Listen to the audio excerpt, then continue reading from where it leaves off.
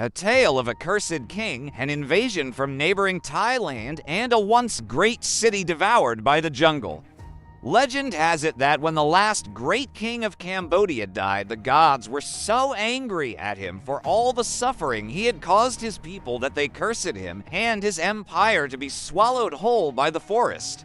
And so it was that the Khmer people, builders of the magnificent temples of Angkor, vanished into legend, leaving their great city to be reclaimed by the jungle. But is there more to this story than meets the eye? Let's find out.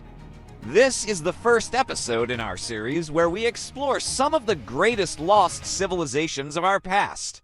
Each week, we Lines uncover the secrets of a forgotten world and bring to light the stories of those who came before us.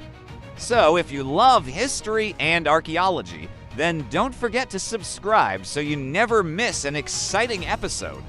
The year is 1431 and the Khmer king Burram Rinpoche VII has just kicked the bucket. He was a good king too, known throughout his realm as a fair and honest ruler. But alas, the gods have other plans for him. As he passes to the afterlife, they curse him to suffer for eternity. Why? Because during his life, he built a dam across the Mekong River near the capital city of Angkor. This was no small feat and required moving huge quantities of earth and rock, which brought about massive deforestation and disrupted the balance of nature. The gods were not happy about this, and so they decided to punish him severely. The king may have been a good ruler, but his son, Ran Reem, wasn't. He was a cruel, greedy man who cared little for the welfare of his subjects. In fact, he was known throughout the land as a heartless tyrant. It didn't take long after he took the throne for the people to start suffering. In addition to his heavy-handed rule, Ram Ray also neglected his duty to the gods, failing to make offerings and perform the rituals necessary to keep them appeased. Soon enough, the gods grew tired of his transgressions and sent a series of punishing floods to wash away his arrogance. And so it was that the mighty Khmer Empire, home to millions of people and stretching over vast areas of what is today Cambodia, Thailand, and Laos, collapsed into ruin within just a few decades. Legend has it that the flooding was so severe that it washed away entire cities, swallowed up the mighty temple of Angkor Wat, and flung its gigantic stones into the nearby lake. Even the capital city, Angkor Thom, suffered greatly, with its wide moats filling with water and inundating the royal palace. So devastating was this deluge that it seemed as though the very gods themselves were angry with the Khmer people. Could this really be true, or is there more to the story? Let us delve deeper into the myths and legends of one of Southeast Asia's greatest lost empires to find out. The Khmer Empire reached its peak in the 9th to 13th centuries AD, during which time it flourished both culturally and economically. The Khmer people built magnificent temples and monuments such as Angkor and Angkor Thom, which remain to this day as testaments to their genius. They also developed an advanced hydraulic system to manage water resources and support agriculture, which allowed them to grow rice and other crops that sustained their large population.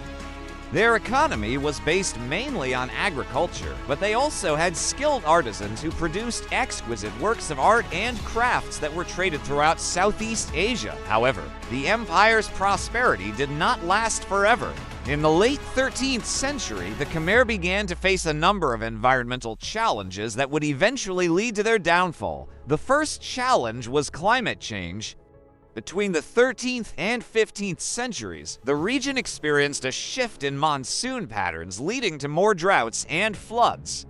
These extreme weather events put a lot of pressure on the Khmer hydraulic system, which was already being strained by over-extraction of water resources. Floods could easily damage the intricate network of canals and reservoirs that the Khmer used to water their crops. On the other hand, droughts could cause the water levels in the rivers to drop, making it difficult for the Khmer to transport goods and services throughout their empire. The second challenge was the drying up of the nearby Lake Tonnel sap, which provided the Khmer with a valuable source of protein. The lake's ecosystem was highly dependent on the inflow of fresh water from the Mekong River, but as the Mekong's water levels fluctuated due to climate change, the lake began to shrink. This in turn led to a decline in fish populations, which had a profound impact on the Khmer diet and economy. The third challenge was soil erosion. The Khmer practiced intensive agriculture to feed their large population, but this put a lot of pressure on the soil. As the soil quality degraded, the Khmer had to find new ways to improve their agricultural productivity. One way they did this was by clearing more land for farming, which led to more deforestation and habitat destruction. Finally, there were socio-economic problems. Overpopulation and overexploitation of resources put a lot of strain on the Khmer economy. Additionally, internal political conflicts and succession struggles weakened the central authority and led to instability. All these challenges combined to create a perfect storm that weakened the Khmer Empire. The once mighty empire became vulnerable to external threats and eventually collapsed. One such threat was the kingdom of Ayutthayan, also known as Siam, located in present-day Thailand. Ayutthayan was a powerful and ambitious kingdom that sought to expand its territory into Khmer lands. The Khmer were already weakened by internal strife and external pressures, making them unable to defend themselves against the Ayutthayan invasion. In 1431, the Ayutthayan army invaded and sacked Angkor, marking the end of the Khmer Empire. So, is the legend of the cursed king true? Well, it makes for a captivating story, but the reality was much more complex. In fact, the decline of the Khmer civilization was a slow and gradual process that occurred over several centuries. It was caused by a combination of environmental and socio-economic problems that gradually weakened the empire's ability to function.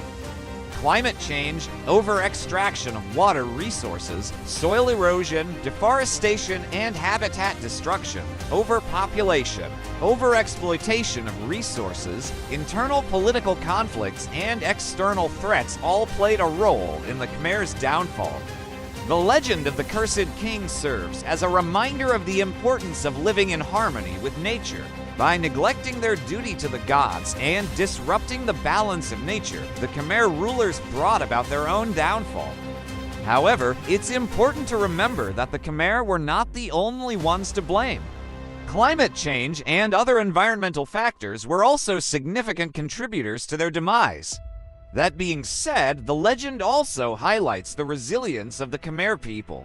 Despite facing numerous challenges, they managed to survive and preserve their culture and traditions. Today, the Khmer people are proud of their heritage and continue to honor their ancestors by preserving their ancient temples and monuments. We hope you enjoyed learning about the fascinating history of the Khmer Empire.